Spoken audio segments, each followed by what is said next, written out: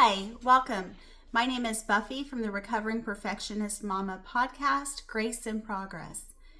And given the name, my username, you might think that I have some experience in perfectionism. I do. And I also know that no one really has a good experience with perfectionism because it can be draining, it can be unrelenting. So to give you a little bit of background on me, welcome. I'm glad to have you all here today. And my ultimate goal is to arm you with information in women's lifestyle space that you may not know or you may not be as familiar with.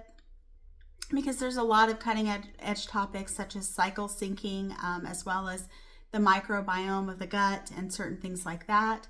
I also dive into relationships, marriage, family, children, as well as health and fitness, mental health, self-empowerment, self-improvement, various topics, and helping you kind of level up. Because my ultimate goal is arming you with information so that you can live the best life possible for you and that you can show your family that it's possible to live a good life and have a good life. And they then would, in turn, try to emulate what you've shown them and what you've modeled for them. So my username is the same across all three platforms, recovering_perfectionist_mama. And so without further ado, let's talk about what we're going to talk about today. Today we're going to talk about goal setting, not just any goal setting, but goal setting that honors your energy.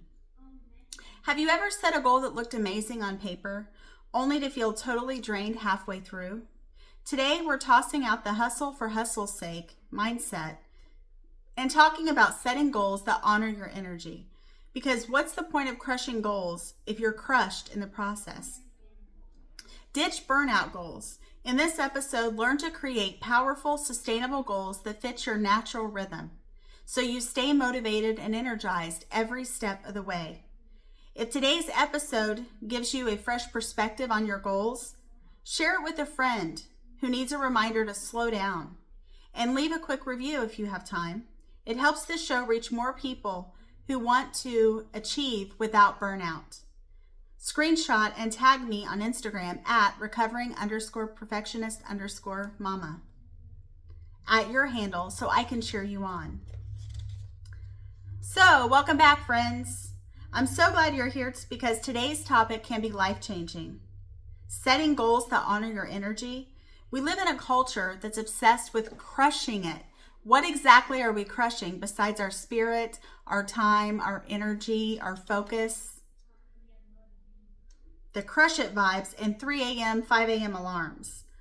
But if that leaves you tired or resentful, it's time to reset. This episode will give you actionable strategies and clear don't do this warnings so you can set goals that fuel, not drain you, because no one wants to be drained.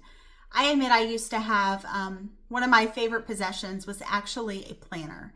And that started from the time I was in high school until college and beyond. And I was so proud of all the things that I had on the planner. Now, in retrospect, yes, I am somewhat of an overachiever, perfectionist type.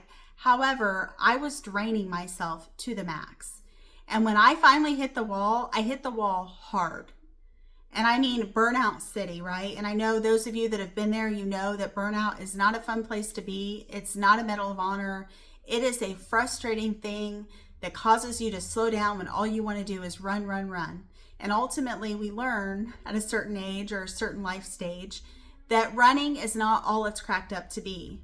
Running is not a sign of, achievement, literally. It's literally dragging yourself down into the dumps and then having to recover, which is extremely difficult and not something that we would do again, probably, right? Those of us who have experienced it. So let's talk about part one, rethinking goal setting. Traditional goal setting is linear and external. It says, pick a big goal, break it down, work daily. That's fine, right? Sounds reasonable if your energy is constant. But most of us have natural ebbs and flows, right? Hormonal shifts, work seasons, family demands, mental health dips. So the key mindset shift. Goals are agreements with yourself. They're not punishments. They're not a result of, you being a failure or you not achieving or you not doing enough.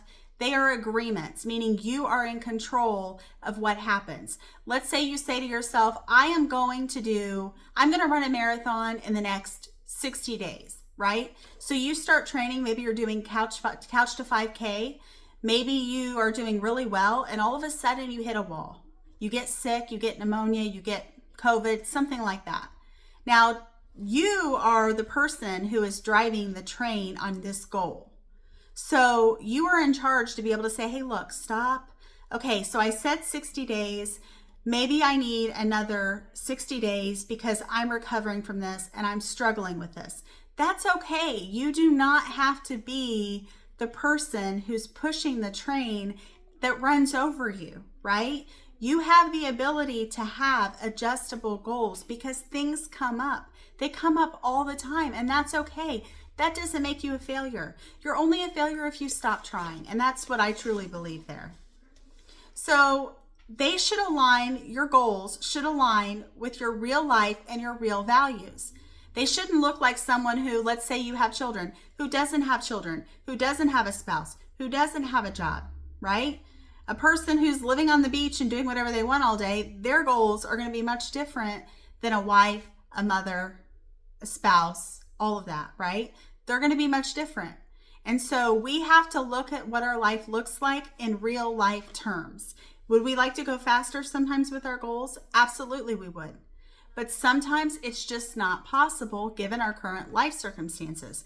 If you maybe are having a mental health dip, or you're struggling with a loss in your family, or you're struggling with the job loss, or any number of things, that can shift your focus, right? That can shift the timeline that you want to do your goal in, and that's okay. Perfection is not required. Quick reflection prompt for you. When have you felt most alive while working towards something? What conditions made that possible? So start thinking on when you were able to achieve goals almost effortlessly. What environment did you have? What caused you to be able to do that? Assess your energy patterns. Track your natural rhythm for 2 weeks. Notice, when are you creative? When do you crash? Look at monthly cycles if you menstruate. Follicular is high energy, luteal is lower energy. If parenting or caregiving, identify white space hours. Maybe nap time or early mornings. Do a little bit at a time. Tip, color code a calendar with green, which is high, yellow, which is medium, red is low, energy blocks. Patterns emerge fast, and that will further help you to achieve your goals when it's most beneficial for your body and your time. The energy aligned goal framework, let's talk about that. You need to clarify your core values. Choose 3 values: connection, growth, health, etc. Goals that don't fit, get rid of them. They don't have to be your goals anymore if they don't match where you are in this stage in your life, and that's okay. Not everything is going to continue to go the same throughout our lives. We change, we grow, we evolve, right? Set seasonal goals. Work in 90-day cycles. Ask, what fits my energy this season? I, for one, tend to struggle when summer season is over and it turns into fall, which turns very quickly into winter where I'm living. And so I struggle with that. And I often have trouble not taking naps. I have trouble with just finding the energy to be able to do that, and add into my hypothyroid condition. And that can be a recipe for just not accomplishing what I want to accomplish. I'm hoping maybe this year will be different. We'll wait and see, I guess. Example, summer with kids home, smaller, flexible goals. If you're like me and you suffer from the seasonal issues, then that may be the same thing for you, just on the flip side. Design energy matched actions. High energy days, creative tasks, strategy sessions. Low energy days, do administrative work, reflection, gentle movement. Micro commitments. Instead of write a book, commit to write for 15 minutes 3 times a week. Again, you're still pushing the needle. You're still doing more than you were doing before. You're still progressing towards your goals. Maybe not as quickly as you want to, and I know oftentimes I push things more than I probably should, but that, I can relate to that. I can relate to wanting to get things done faster, but faster sometimes and often is not always better. Momentum builds, right? It's almost like when you start with a little snowball and you just build and build and build and build and build. So built-in recovery. Schedule downtime as seriously as work sessions, because if you literally overwork yourself, your brain is not going to work for you. You're not going to be motivated. You're going to crash. And if any of you, like we've talked about before, crashing is definitely something that we do not want to do, because that will be a huge setback. Not to mention it could potentially lead to illness. And then you have to have even more downtime that you probably don't want, and not fun downtime either. Reminder, rest is productive. Let's talk about actions to avoid. Avoid copying someone else's morning routine. Why would you copy someone else's? Because they may have more energy ebbs and flows than you do. They may be a morning person. You may be a night owl. We don't know.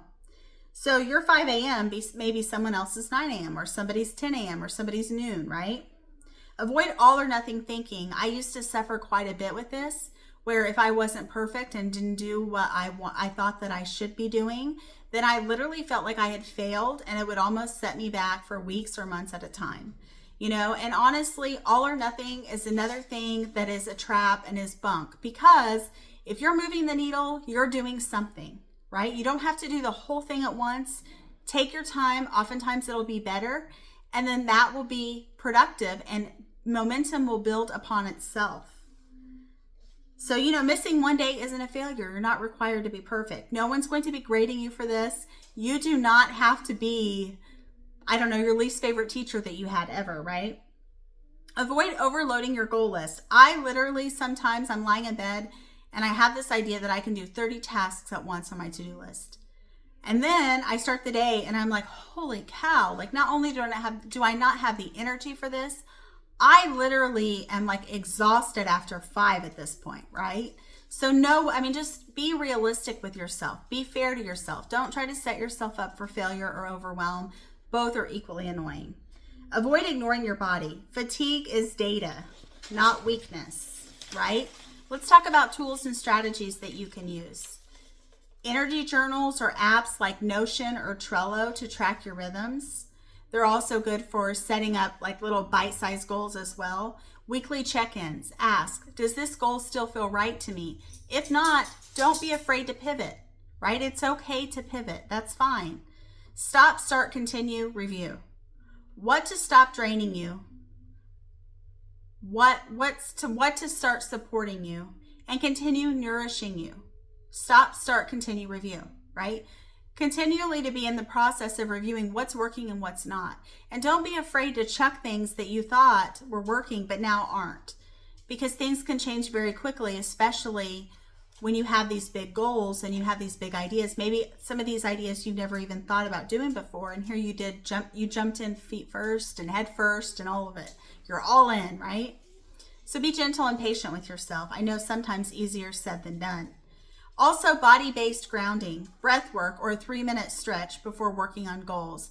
This can kind of get your mind clear. This can get you right in the right mindset to just be able to go and relax and maybe give you a little bit of energy as well. Let's talk about integration and real-life examples. I will say that I myself am a very goal-oriented person, and it wasn't until I had the idea to start doing social media and stuff. I'd wanted to do it for quite some time and start a podcast and all of that I realized how little time we actually have in the day a lot of times. And the more we push ourselves, the harder it can be to stay consistent. So ultimately, I think our battle sometimes is against ourselves and the clock at the same time, because some of us have the imposter syndrome, where we're worried that we're not doing what we need to be doing, that, people think we're crazy, things like that. And also just try to keep the outside noise out, especially if you have friends who know what you're doing and they're supportive of it. Cling to them, right? Talk to them, ask them for advice and help and assistance if you run into snags. Stay away from the naysayers, right? There's always going to be naysayers who are going to be nasty and hateful and rude to you for whatever reason. Just go on about your day, continue doing what you know that you're capable of doing, right? Honoring your energy creates sustainable success and more joy, which is very important. You deserve goals that excite and sustain you, not exhaust you. Remember, your energy is the most valuable resource you have. If you love today's episode, share it with a friend, leave a review, or tag me on Instagram at recovering_perfectionist_mama with your biggest takeaway. Thank you for tuning in, and I hope you have a great rest of your day, and good luck crushing your goals, because I know you can do it.